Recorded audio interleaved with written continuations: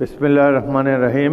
মাননীয় ভারপ্রাপ্ত স্পিকার মহোদয়, মাননীয় বিরোধী দলের নেতা, মন্ত্রিপরিষদের সদস্যবৃন্দ, চিফ হুইপবৃন্দ, মাননীয় সংসদ সদস্যবৃন্দ, উপস্থিত সুধীমণ্ডলী, আসসালামু আলাইকুম। গত কিছুদিন যাবৎ নির্বাসনে আছি। আজকে কয়েকদিন পর এই প্রিয় মুখগুলা দেখতে পেয়ে, আপনাদের মাঝে উপস্থিত হতে পেয়ে আমি খুবই আনন্দিত হয়েছি। আজকের দিন আমাদের বিজয়ের দিন। জুলাই গণ অভ্যুত্থানে বিজয়ীদের আনন্দ উৎসবের দিন।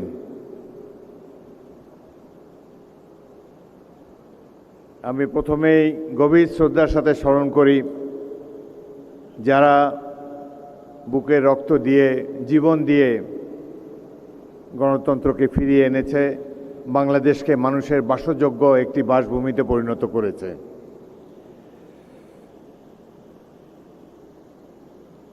আমি সকল শহীদের রুহের মাগফিরাত কামনা করি এবং আমাকে এখানে আমন্ত্রণ জানাবার জন্য অনেক ধন্যবাদ। চমৎকার একটি অনুষ্ঠানের আয়োজন করেছে মহান জাতীয় সংসদ, সেজন্যে এই অনুষ্ঠানে যারা শ্রম দিয়েছেন তাদের সবাইকে গভীর কৃতজ্ঞতা জানাই।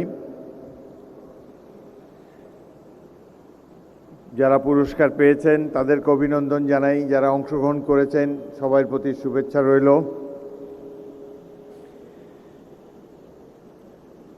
বর্তমান জাতীয় সংসদ একটি ব্যতিক্রমধর্মী সংসদ। এই সংসদ গণ অভ্যুত্থানের ফসল। এই সংসদ একটি নতুন বাংলাদেশ সৃষ্টি করবে এই আশায় বুক বেঁধেছে বাংলাদেশের সকল মানুষ। এই সংসদের উপর অনেক দায়িত্ব। আমাকে আল্লাহ সুযোগ দিয়েছেন বেশ কয়েকটি সংসদ দেখার। আমার মনে হয় এবারে যে সংসদটি গঠিত হয়েছে অতীতে যে কোনো সংসদের চাইতে গুণগত মানে অনেক উৎকৃষ্ট একটি সংসদ আমরা পেয়েছি। এই সংসদে বিশেষ করে নারী সংসদ সদস্য যারা, এরা অত্যন্ত শিক্ষিত।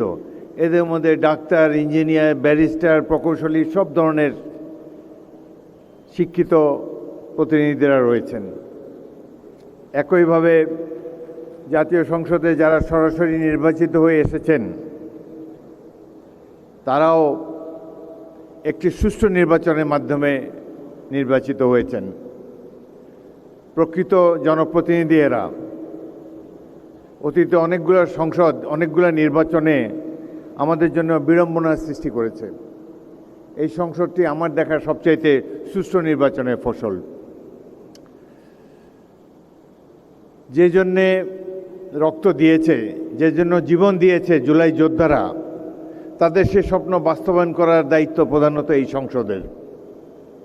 আশা করি আমরা সবাই মিলে এই দায়িত্বটি সুচারুভাবে পালন করতে সক্ষম হব। আজকে দুপুরে একটি অনুষ্ঠানে এক অদ্ভুত দৃশ্য দেখলাম। এক মা তার অন্ধ ছেলেকে ধরে ধরে ধরে ধরে বক্তৃতার ডায়াসে নিয়ে এসেছেন। ছেলেটি জুলাই গণ অভ্যুত্থানে চোখ হারিয়েছে। মা তাকে ধরে ধরে সকলের সামনে পরিচিত করিয়েছে, তাদের অভাব অভিযোগের কথা বলেছে, দুঃখ বেদনার কথা বলেছে।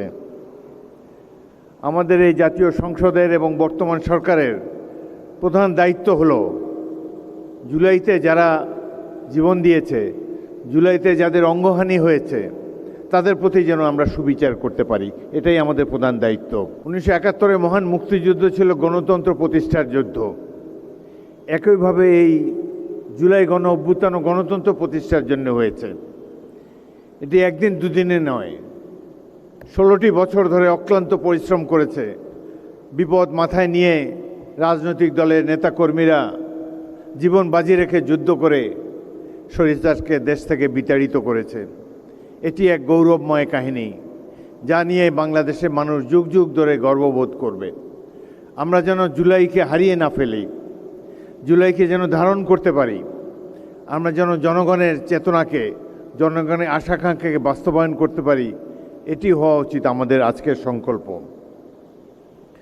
আসুন আমরা অঙ্গীকার করি, জুলাইয়ের আত্মত্যাগকে জাতীয় জীবনের প্রেরণায় রূপ দেব, গণতন্ত্রকে প্রাতিষ্ঠানিকভাবে সুদৃঢ় করব, জাতীয় সংসদের মর্যাদা এবং কার্যকারিতা সমুন্নত রাখব এবং ভবিষ্যৎ প্রজন্মের জন্য এমন একটি বাংলাদেশ রেখে যাব যেখানে ক্ষমতার নয়, আইনের সুশাসনের বিজয় হবে, বিভেদের নয়, জাতীয় ঐক্যের জয় হবে, ব্যক্তি ও দলের নয়, জনগণের স্বার্থই হবে রাষ্ট্র পরিচালনার সর্বোচ্চ মানদণ্ড। সকল গণতান্ত্রিক শক্তিকে ফ্যাসিবাদ, চরমপন্থা ও উগ্রবাদের বিরুদ্ধে ঐক্যবদ্ধভাবে প্রতিরোধ গড়ে তুলতে হবে। মহান আল্লাহ তাআলার কাছে প্রার্থনা করি, তিনি যেন আমাদের প্রিয় বাংলাদেশকে শান্তি, স্থিতিশীলতা ও সমৃদ্ধি দান করেন, আমাদের গণতন্ত্রকে সুদৃঢ় করেন, জাতীয় সংসদের মর্যাদা সমুন্নত রাখার শক্তি দান করেন এবং জনগণের কল্যাণে সততা, প্রজ্ঞা ও ন্যায়ের সাথে দায়িত্ব পালনের তৌফিক দান করেন। আপনাদের সবাইকে অসংখ্য ধন্যবাদ। আমাকে আমন্ত্রণ জানাবার জন্য ধন্যবাদ। আল্লাহ হাফেজ।